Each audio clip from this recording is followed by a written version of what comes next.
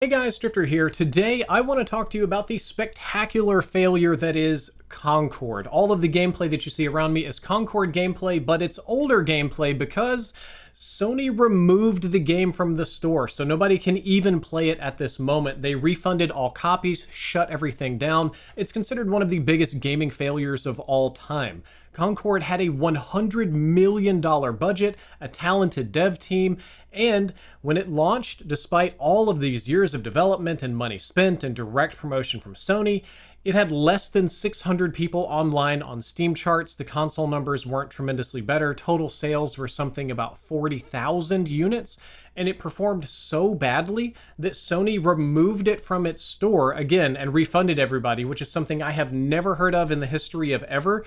And now Sony's a little bit upset that they don't have enough new fresh IPs for their Astrobot birthday party showcase thing that's coming up.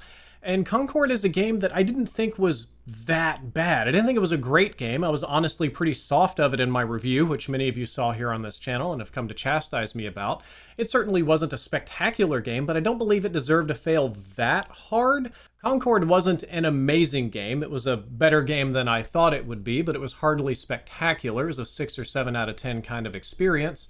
But I was really surprised that it failed as hard as it did. So today I want to investigate that failure. We're going to talk about the gameplay, the gaming market, the marketing of this game, the character designs as well. And regrettably, I won't be able to avoid the topic of wokeness. But briefly, I want to give a shout out to my Discord. If you want to talk about this topic or anything else, you'll find my Discord link down there below. It's about a 7-year-old community, still vibrant, thriving, but we could use a little bit of new blood if you want to come check it out.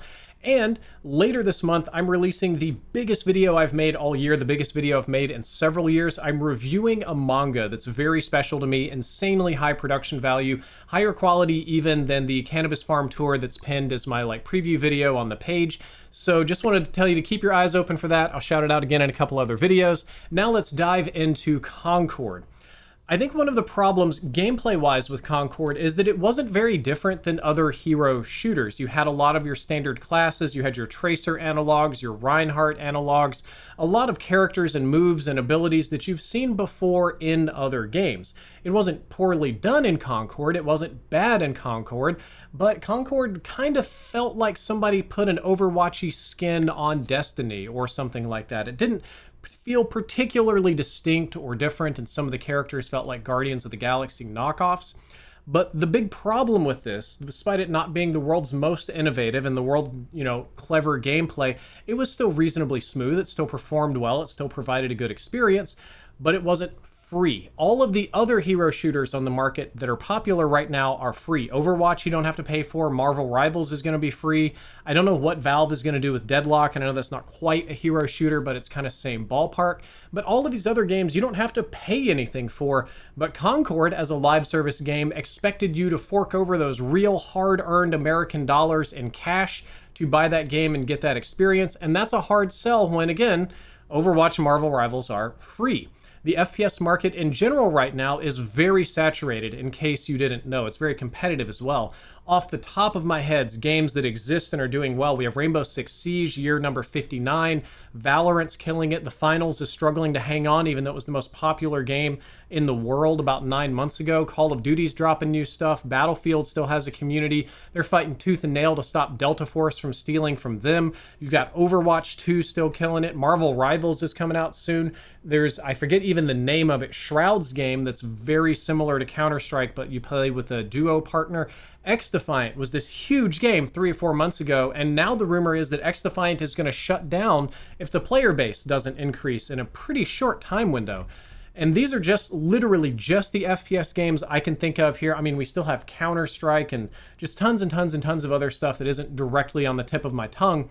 And it's really hard to compete with the quality of those games. It's just so incredibly difficult in this modern era to pull people away from successful live service games that they've played for years, that have had years of patches and smoothing, and people that have, invested a lot of content money to buy content in these games.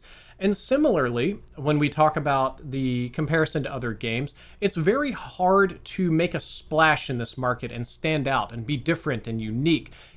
Every game on the planet wants to steal people from Call of Duty, and oftentimes it's a splash in the pan. You get people come in to check out what this new thing is. It's not as good as COD, and they completely dip. It's extremely hard to maintain player numbers in this, we'll call it gaming economy or ecosystem.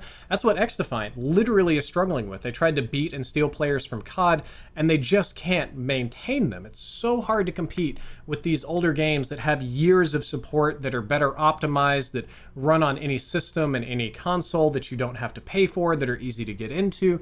It's hard to break into that market.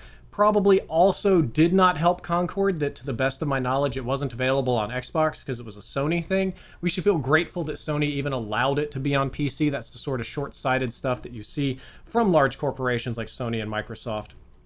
And speaking of short-sighted, the marketing for Concord was very short-sighted. I'm an FPS gamer. I try to keep up with the news and see what's coming out. And I gotta tell you, I didn't even know that Concord existed until I saw a whole bunch of streamers playing it with #ad. I was like, what is this game? What is Concord? I've never heard of this. Why this? Everybody's streaming with #ad. I wasn't part of that train. I would have loved to have made some of that money, but that's okay that I didn't. It made me curious enough to at least download the game during its open beta phase and play it, which is when I posted my review. But it's not necessarily the best that the first and only time you hear about a game is, when you're playing, when Shroud or whatever is getting paid to play it, and they sort of do it half-heartedly for a couple hours and then go do their main thing. It probably also didn't help that the game launched just a few weeks after this beta that was only advertising. So it's a game you didn't know existed. It was announced in a paid-for stream, and then just a few weeks later, with very limited experience or changes or hype or marketing or anything, instantly to live. That seems like very bad marketing. And I guess there probably were other marketing campaigns and announcements and trailers and things, but again, I live in the FPS ecosystem. This was not on my radar until it was just about completely released, and the same is probably true for a lot of you. So marketing fumbled the ball pretty hard too. And I, in my review, loved the character designs. I talked about them quite a bit, how they remind me of old Battlestar Galactica or Lost in Space or Farscape, and these sort of late 80s, early 90s unique sci-fi looking designs that were kind of like Lego Spacemen. Not everybody did like this. There were a lot of people complaining that the characters were weird, that they were ugly, the tech looked weird, that it was brown and gray and kind of dirty and grimy, which was the look of that era that I loved because that's the stuff I grew up on. And it occurred to me that the nostalgia and the references worked on me because I was the right generation of kid that saw that stuff.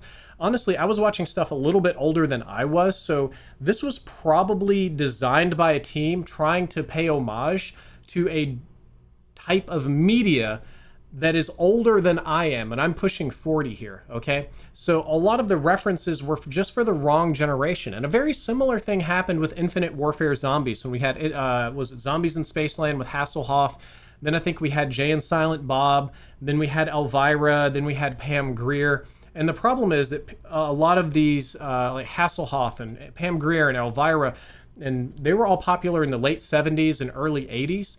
And it's like 14-year-olds playing Infinite Warfare Zombies asking, why is this goth lady talking to me all the time? What's going on here? Even though it was well done, I think it was brilliant, it was fun for me, it didn't have mass appeal because it was simply for the wrong generation. So I think the art, as much as I loved it and I got it, just got off on the wrong foot with basically everybody. And to be fair, looking back, it probably was a little bit browner than it needed to be in terms of like level and map design, but that's just how the sci-fi at the time looked. It was supposed to kind of look like those matte paintings you would see in an old Roger Corman film. And then finally, here at the end of the video, as much as I hate this topic and try to avoid it because it's complete brain rot, let's talk about wokeness. I genuinely don't think that the degree of wokeness that Concord had, or pronouns on display, or whatever it was that upset people about it, is what got this game killed. There's a lot of culture warriors out there that make a lot of very low effort thumbnails with white text, red text, dramatic, put a picture of a woman on the cover, that kind of stuff. I think one of the other, I'm going to try to find the tweet, one of the content creators showed that super low effort type of content. But getting all that negative attention and that negative backlash online most certainly did not help this game. As far as what if the game is woke or not, my standards are ruined. We'll talk about that in a minute. But I didn't think that having pronouns and having a generally diverse character set was particularly offensive, but it is for a lot of people. And for a lot of people, the very first time they heard about Concord because of the failure of that marketing was in a video from some guy talking about how this game embraces the decline of Western values or something weird like that.